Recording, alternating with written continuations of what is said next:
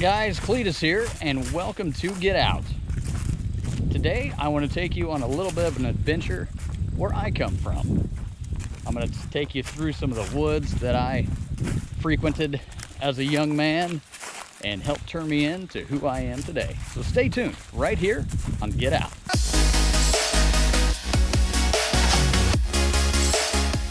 This was my first truck. Never did get it on the road. 72 Chevrolet.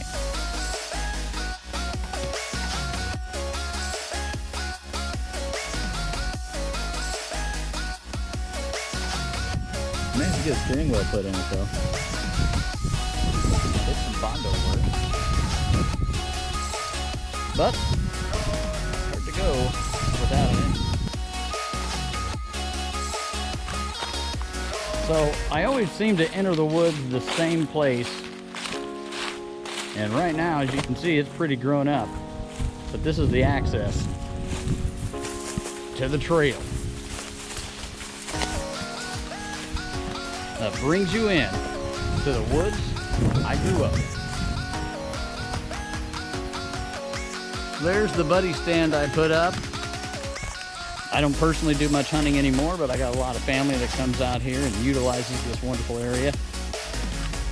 This used to be a great four-wheeler path down in here, but got a little bit washed out over the years. And here's one of the creek beds.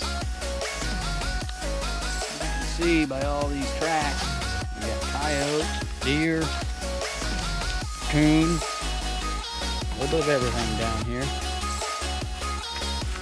Here's my funky tree of the day. It's got an awful lot of funky growth going on here. Which brings me out here to my favorite tree out here. This gigantic cottonwood. I've got pictures of me and my kids standing next to that thing. All three of our arms spread, still couldn't get around it. So when I was growing up out here as a teenager, I was kind of a punk. I had long hair, mullet, if you will. I had earrings, and my dad wasn't very pleased with the things I was doing. And at that time, I had absolutely no interest in any of this stuff out here. I was like, why would anybody want to go hang out in the woods all day? It's boring. Go out and do cool stuff with my buddies. But as I grew older, I realized Dad was right when he was telling me that what we have out here, not everybody has. And you need to learn how to enjoy it. How to just enjoy the simple things in life. As I grew older and older, I finally started to realize that.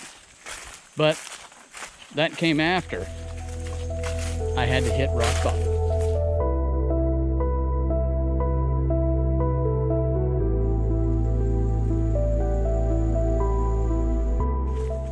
So today I'm going to share with you my story.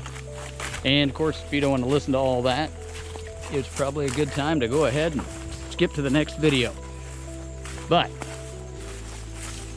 as I grew older, I decided that college just wasn't for me.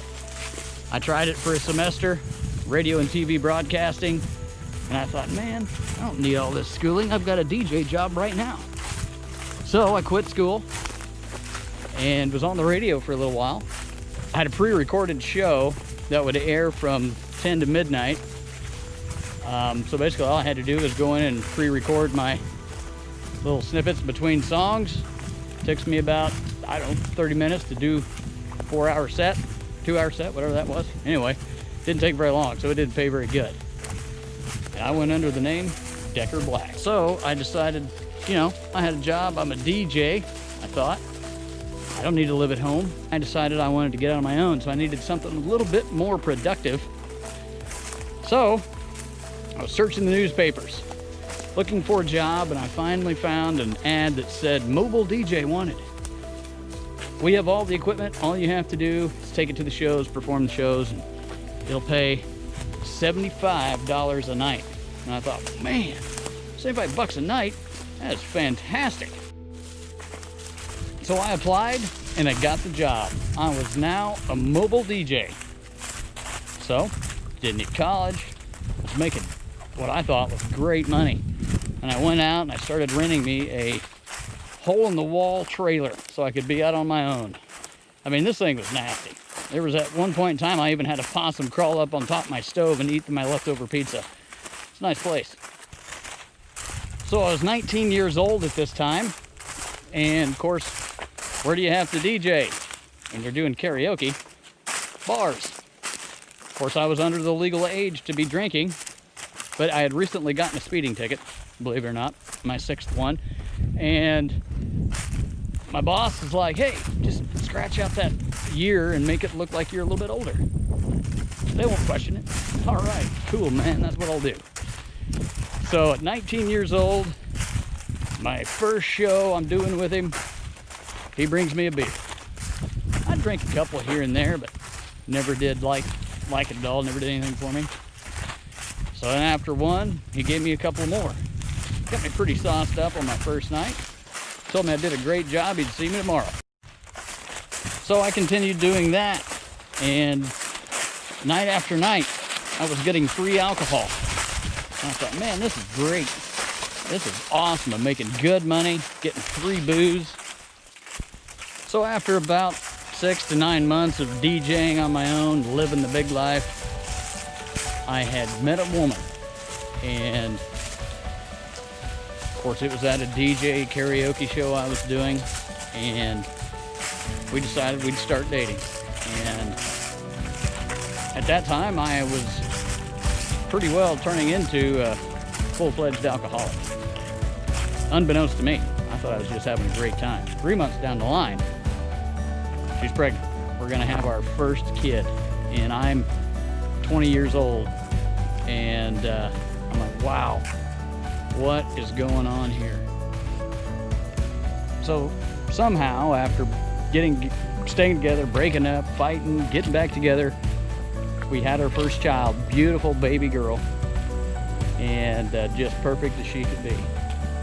And we tried to move her and the baby into this nasty trailer that I had. And of course, quickly we decided that was not good enough. So during the process of trying to figure out a new place to go with our new little baby, we get the news, we're pregnant again. So it wasn't but a year and 4 days later, we had our baby boy.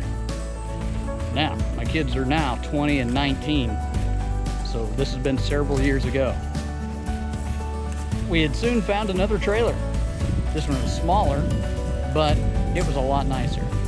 And so we thought this would be a great start for us. And we moved in, and I kept DJing.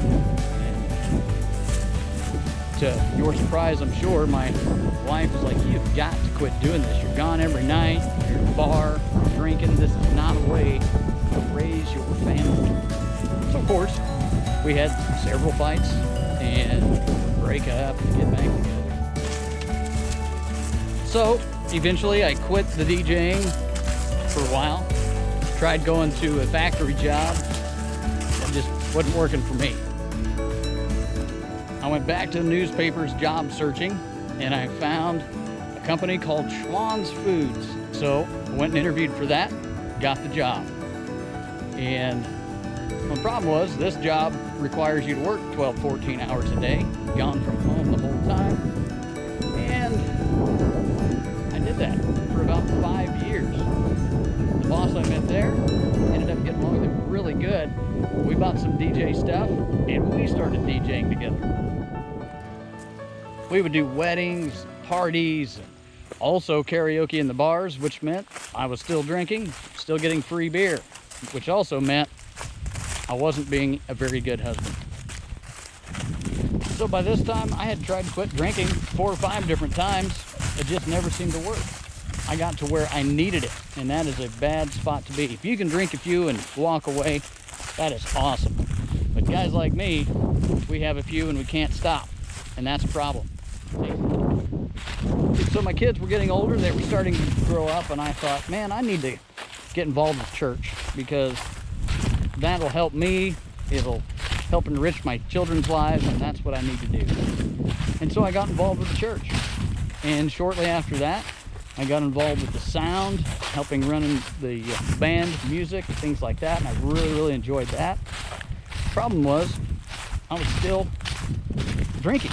Now it became closet drinking. I didn't want everybody to know that I was drinking, but I didn't stop. So I had eventually transitioned from being the sound man to actually playing bass in my church band.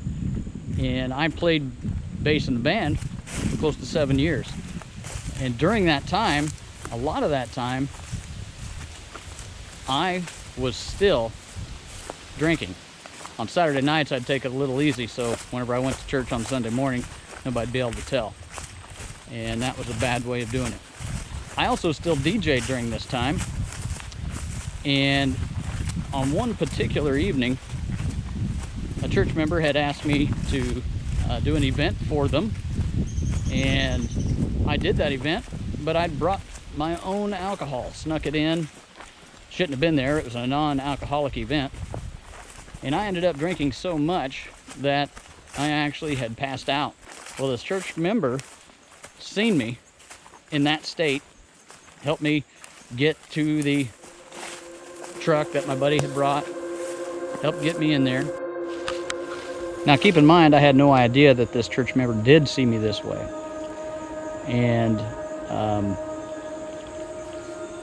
later on, about 6 months later, that church member invited me to run sound for a woman's Bible study in the church.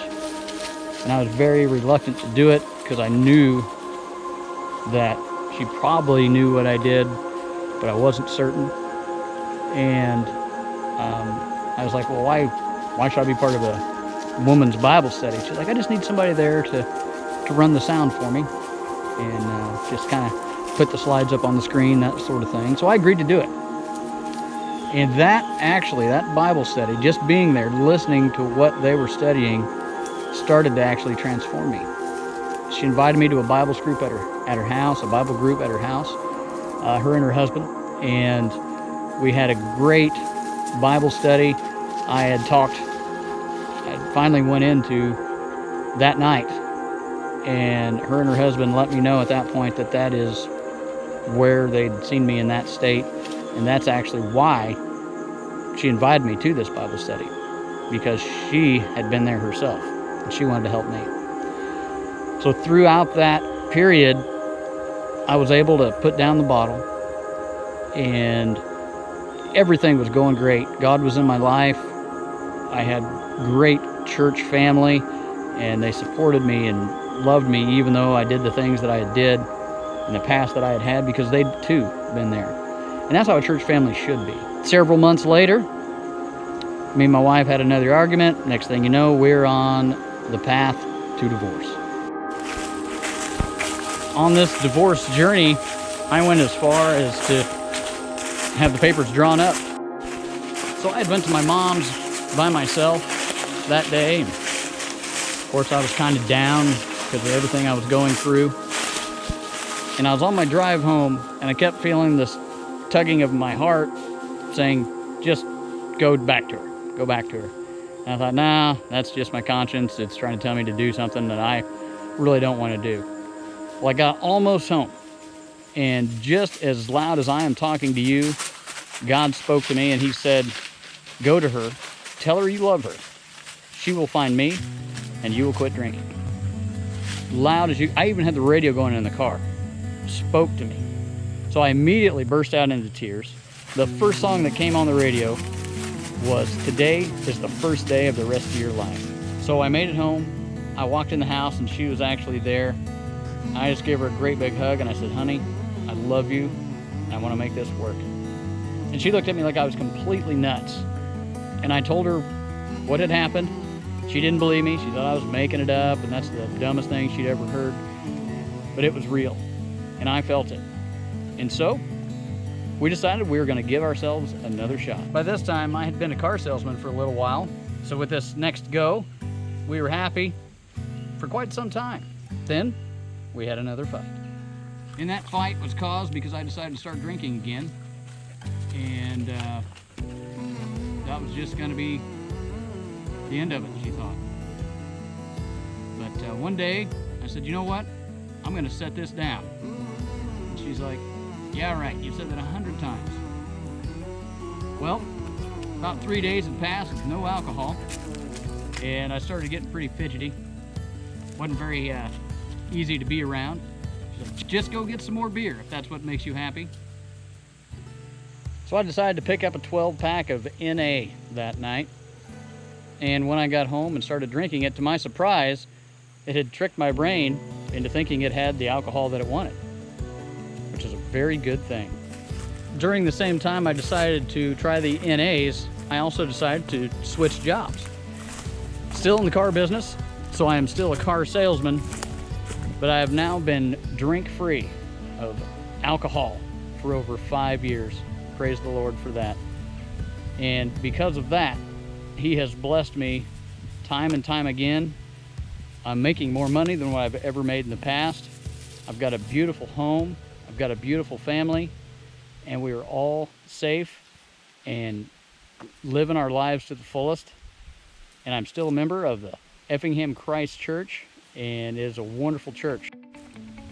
So after I decided to get off the sauce, I realized that I wasn't hungover all the time. I had more energy. I wanted to do something. And I started experiencing the outdoors more and more and more. And now, this is my passion. So thank you for watching. This is where I come from. Thank you for staying and watching this video through the end. If you have any substance abuse problems, please reach out to me and I will definitely try to help you any way that I can. Substance abuse is no joke, and I know what it's like to be on the other end of it. So thank you for watching Get Out today, guys. For other great biking, hiking, and kayaking videos, click right down here. If you haven't already, please subscribe to the channel right up here. And guys, if you find yourself needing that next drink or needing that next high, there is a problem, but you can get out of that. There is a way, and that way is just turning to someone for help that can lead you down the right path. You didn't get there in a day, you're not going to get out in a day, but you will get out. Just remember that. If you know of someone that could use this video, please share it with them. And if you need any help at all or would like to contact me in any way, please leave a comment below and give me a thumbs up.